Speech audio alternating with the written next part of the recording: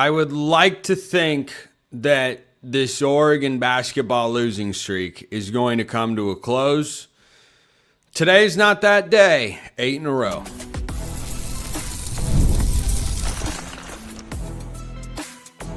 You are Locked On Ducks, your daily podcast on the Oregon Ducks. Part of the Locked On Podcast Network, your team every day. Yes, it is that time for a bonus reaction episode of Locked On Ducks. I'm your host, Spencer McLaughlin. Thank you all so much for making this your first listen or your first view of the day. It is part of the Locked On Podcast Network, your team every day, the number one sports podcast network out there. Thank you all so much for helping make that the case. 84-66, the final score. Iowa downs Oregon pretty comfortably. I got to tell you, there are times where I look at Oregon's record and it feels like a typo. I mean, this program was in such a different place 365 days ago. And there was a bad stretch of basketball in there. And I miss those days where the bad stretch was, boy, you've played yourself out of a 3 seed down to a 4 or 5 seed, which is what ended up happening. I miss those days. My everydayers know this. I am just about as big of a basketball fan as I am a football fan. And it is disheartening and discouraging and all the other things, frustrating with the injuries to see the team like this. And, you know, Iowa is a good team. Make no mistake about it. Bennett Stirtz, I'm going to talk about him plenty on this show. Oregon played a respectable first half. They were down by 9, couldn't really get the offense going consistently. And then in the second half, they made a little spurt and made it close. And it looked like, hey, they're hanging around. Hey, they won't go away. And then at the end, the defense faltered. Iowa started hitting some threes. Oregon ended the day 6 of 25 from beyond the arc.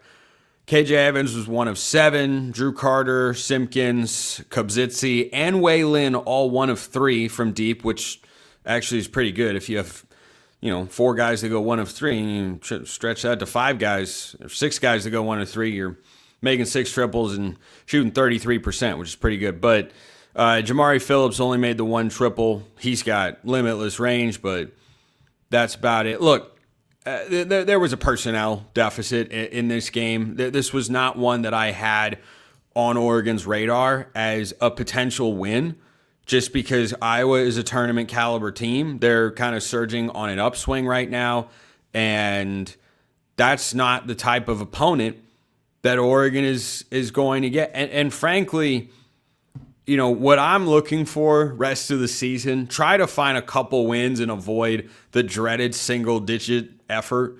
I mean, that would be the worst case scenario, I think, is if you don't win any game, which is possible.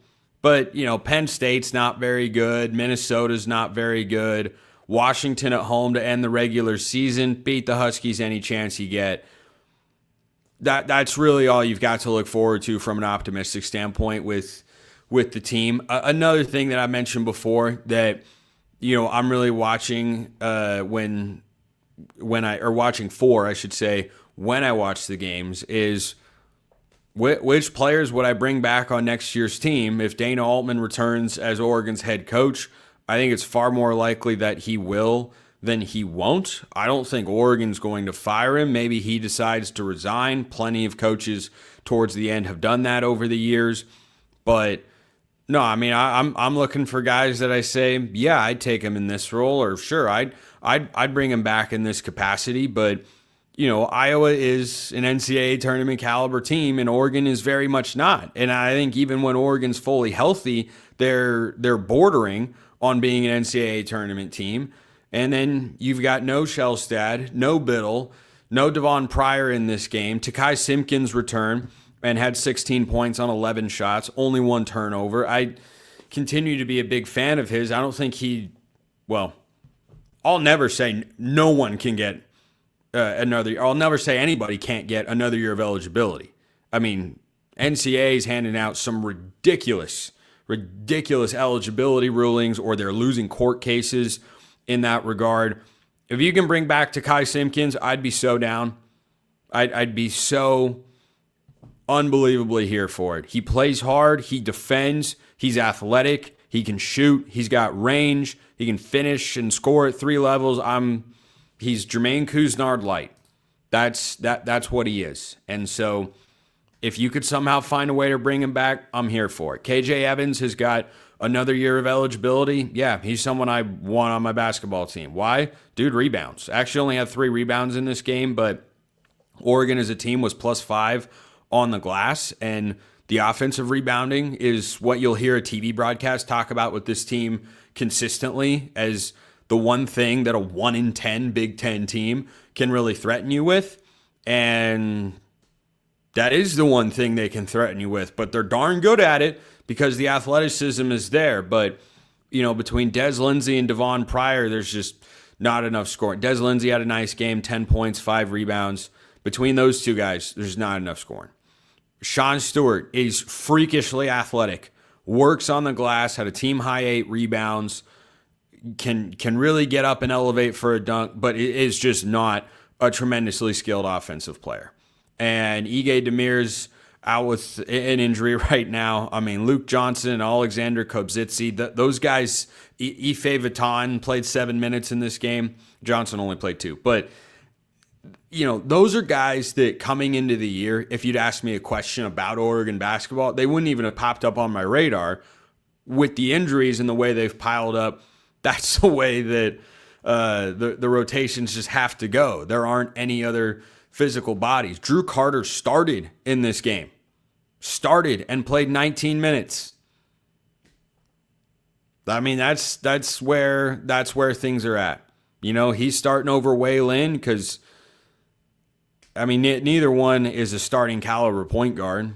Either one could be a backup caliber. Lin's got a lot more skill and, continues to look all right, but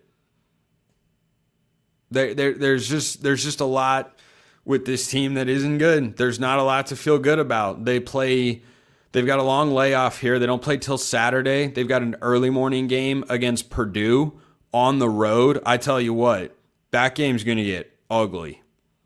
I mean, ugly. No Biddle, no Shellstad, no chance to win. That's the way that game really looks and feels. So, yeah, it's discouraging. It's discouraging, but not surprising is kind of where we're at. Next 2 games are on the road. They'll play next Monday,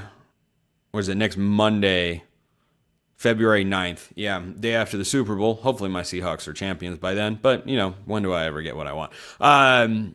Those 2 games, NCAA tournament caliber teams, they're not going to win either of those games. Next chance to win, February 14th and 17th, Penn State and Minnesota. It'd be nice for the guys to just find a win because it's not as if they aren't working hard. I don't see a lack of intensity early in the game or while the game's in doubt. I just see a lack of talent.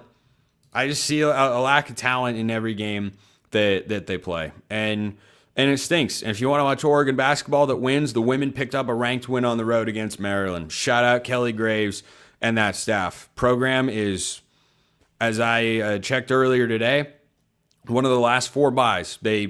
As long as they don't fall apart, they'll be in the NCAA tournament. Where will they go? We'll just have to wait and see. But yeah, there's something else that has to be pointed out with Dana Altman's team, though.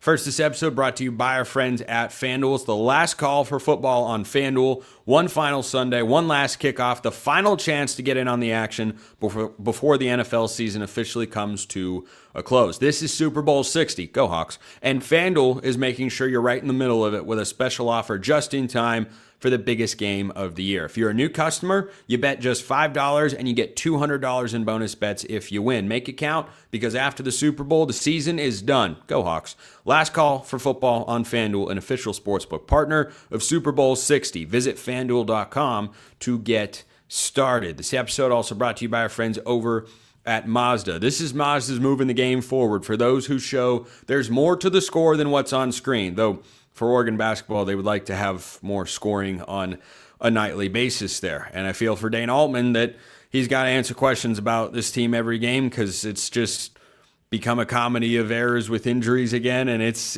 difficult. No one's really moved Oregon forward consistently because they haven't won in 9 games, 8 straight losses. That reminds you what it really takes to raise the bar. It's hard. Extra work off the court, dialing in every detail, being healthy, having more talent. About to talk about that. Giving it that extra fire, that grit, and I never quit mentality. Mazda puts that same into every model, the same passion. Highlights make the reel. What it took to get there makes it count. There's more to a Mazda because there is more to you.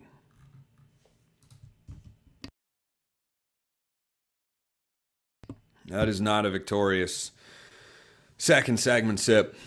So, something that I particularly noticed in this Iowa game. The lack of talent on Oregon's roster compared just to Iowa, who is a good team. I would be happy, not thrilled, not over the moon, not, gassing up the squad like I did last year going into the NCAA tournament and in the preseason. I would be happy right now if Oregon were as good as Iowa. And yeah, Shellstad and Biddle not there, that's certainly difficult. Even if those guys are on the court, what I notice Oregon lacks is a depth of playmakers with size. This team has Takai Simpkins, and that's it. That is it. Des Lindsey is not a consistent offensive threat. He's a bench piece. Devon Pryor has got all the athleticism and tools to be great, and guess what? He's just not. He does not look for his own shot, doesn't get it. It doesn't work. At least at Oregon, it doesn't. Physical traits are there, but production is not. Waylon, inconsistent. Jamari Phillips, great shooting range, but does not have a well-rounded offensive game to be the guy that I said coming into the year he needed to be, which is Keyshawn Barthelemy. And Oregon doesn't have that sort of guy. I think if you blended Waylon and Jamari Phillips, you would get Keyshawn Barthelemy. So the player that stood out most in this game was Iowa's Bennett Stirtz. 32 points, 12 of 15 shooting, 4 of 6 from 3, 7 assists, no turnovers, and 2 steals. I mean, dude was a one-man wrecking crew. If you figure a couple of those assists were threes, he was responsible for, about 50 points. He was responsible for. Scored 32, assisted on around 50. Oregon as a team scored 66. And when I was watching Bennett Stirtz, I was having Peyton Pritchard flashbacks. Because there were days, and those Oregon teams even weren't perfect, by no means were they, squads I felt were built for a deep NCAA tournament run. Did I think they could have gotten to the Sweet 16? Absolutely. I think they likely would have if the NCAA tournament had been canceled because of COVID. But Pritchard plays a lot like Stirtz, who came with their head coach, Ben McCallum, I think is his name, from Drake. I'm pretty sure they won a tournament game last year. Dude's a stud. But he was so skilled and could take over the game and could get his own shot so consistently while making plays for others. And every great Oregon team has had that sort of guy. And I love me some Jackson Shellstad. I really do. I don't think that he's the same type of player and playmaker that a Peyton Pritchard or Chris Duarte was. So when Oregon's offense would stall out, or when Iowa's offense would stall out, they would go to that type of guy. Oregon doesn't have that type of guy. And again, Shellstad is great. He's also very small. He's very quick, so he makes it work. But Pritchard's craftiness, strength, just overall basketball IQ, Duarte's size, ability to see over the top. Dylan Brooks had the size and athleticism to play make and get his own shot and make tough shots. I see Iowa having a guy like that in Bennett Stirtz. I see plenty of other teams in the Big Ten and across the country with players like that. And Oregon just doesn't have that. They don't have a guy that it feels can take over a game. Jackson Shellstad is really good.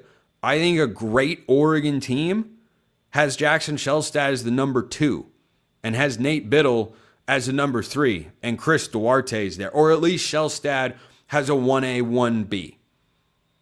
Because size can be a limiting factor at times. Not all the time, but at times. It absolutely is. So those guys, I don't know where they're coming from for Oregon in the future. I don't know if it's Taj Ariza, the 5-star who's committed in the class of 2026. I don't know if Shellstad takes that next step.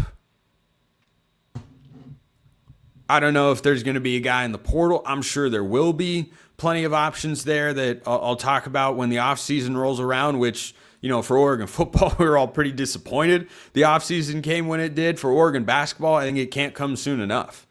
And unfortunately, there's still a long way to go. It's early February, and the regular season runs until March 7th. So, the way that this Oregon team is constructed and the playmaking and shot-making ability that this team has is so far behind. Shellstad, obviously, great, tough shot maker. Can create for himself. Nate Biddle can create for himself, but, post-entry guy, it's a little bit different. I'm just watching all these other Big Ten teams roll out guys that are getting down, kind of like Takai Simpkins. I think Simpkins is good, but just the lack of depth of scores that can make their own shot is a big reason why this offense struggles. And KJ Evans has clearly made strides as a shooter over the offseason from last year to this season. That's great. He's not a guy who is at his best when he has to make his own shot. He's better off the dribble, but he's not that good. He's better when he's slashing or when he's rolling to the basket or spotting up. That's when his offense, I think, is great. So that's a lot. You need the team needs a lot. Like, that's the other concerning thing, and why, even though I don't think Dana Altman will get fired, and I don't think firing him after one miserably awful season is even the right thing to do, there's considerable work to be done. Considerable work, because the fundamental roster makeup of this team is just not good enough. It just isn't. The skill level to score. I mean, Sean Stewart is really athletic and a good enough guy to bring off the bench. That he ever has to be a go-to scorer. Not good. Not good. Think about this. Sean Stewart is a more athletic version of Jordan Bell. He's not the shot blocker that Jordan Bell was, but they play kind of the same role. You're mostly rebounding, defending, and dunking. And Sean Stewart's not yet an elite shot blocker. When did Oregon's offense ever rely on Jordan Bell's scoring? Never. That never happened. It wasn't what he was there to do. I actually think Bell had a little bit more touch around the rim. Stewart's got more athleticism, but I think Jordan Bell had more touch around the rim than Stewart does. And Sean Stewart is a bigger part of the offense for this team. That's how far away I feel like they are. So I just the talent gap between Oregon and the rest of the teams in the Big Ten or elsewhere that they're playing, it is sizable. It is really noticeable, and it has to get better, or this might be every season. And I mean, yeah, you got to get healthy. They wouldn't be 1-10 if Biddle and Shellstad had been healthy right now. I don't think they'd be better than 4-6. I really don't. There are flaws that need to be corrected. Appreciate everyone listening. I'll see you next time. Until then, hope you have a wonderful rest of your day, and go Ducks.